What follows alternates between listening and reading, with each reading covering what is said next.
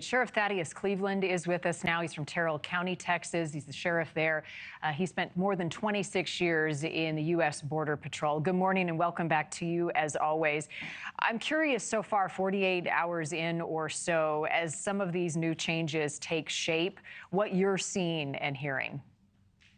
Hey, good morning, Marni. And I'll tell you, everything that I have seen come down from President Trump in the form of executive action is good. It's what we need to reestablish our operational control and a firm border security stance, as well as remove those that are in the interior that have crossed the border illegally or been allowed in by the Biden administration to be targeted for removal and deportation, those that are criminal aliens and that have committed crimes. The Justice Department now directing federal prosecutors to investigate state or local officials who stand in the way of President Trump's border crackdown. That leads me to believe there are some who don't want to go along with some of the changes being put into place. Have you seen or experienced that thus far? Not down here in West Texas. And look, we have both Republicans and Democrats that make up our communities along the U.S.-Mexico border. And of course, we saw the overwhelming majority of border counties vote for President Trump. But we still got good prosecutors out here in West Texas that will uphold the law and support law enforcement. But I must say, President Trump and Tom Homan have both made those city officials in these sanctuary cities that they won't let them stand in their way.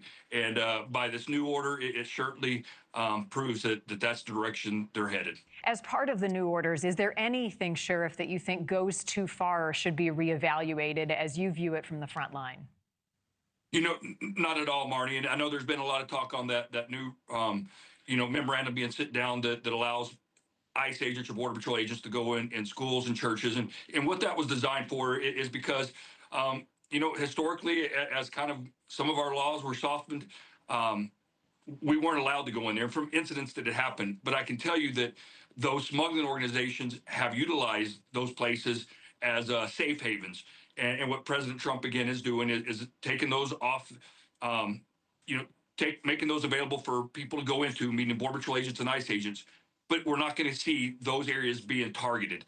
That just gives us, as Robert mentioned, use common sense. If you see somebody running in, then, if you want to give chase because you believe they crossed the border illegally, then it gives them that ability to. But again, these places will not be targeted. America needs to understand that. There's also a franticness. There's a fear among the migrant communities, those who are here illegally but haven't gone through the process yet, but haven't committed crimes. You've got a lot of different layers to this. How are you all preparing for possible encounters with people who are hiding, who are running, who are just scared about what this next step looks like for them? Well, again, I'm right on the U.S.-Mexico border. Our county is. And, but we have the Permian Basin, which is, America's oil field just north of us by about an hour and a half. And that area is really being heavily hit by Cubans and Venezuelans that are here either under asylum protection or that have crossed the borders illegally. And I've talked with deputies in those areas throughout the Permian Basin that have made vehicle stops, and they know that they have someone that's here illegally. And before, they didn't have anybody they could reach out to come and pick those people up. So I think we will start seeing that change where ICE, ERO, which is their enforcement removal operations, they will start being able to respond to some of those areas. And again, we have the fugitive operations that will be targeting, and they already have, target folders on these people that have either been ordered deported or are criminal aliens.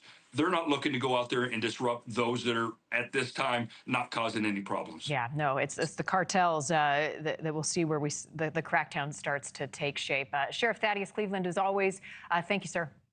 Thank you for watching. Go to NewsNationNow.com to find NewsNation on your television provider. And don't forget to click the red subscribe button below to get more of NewsNation's fact-driven, unbiased coverage.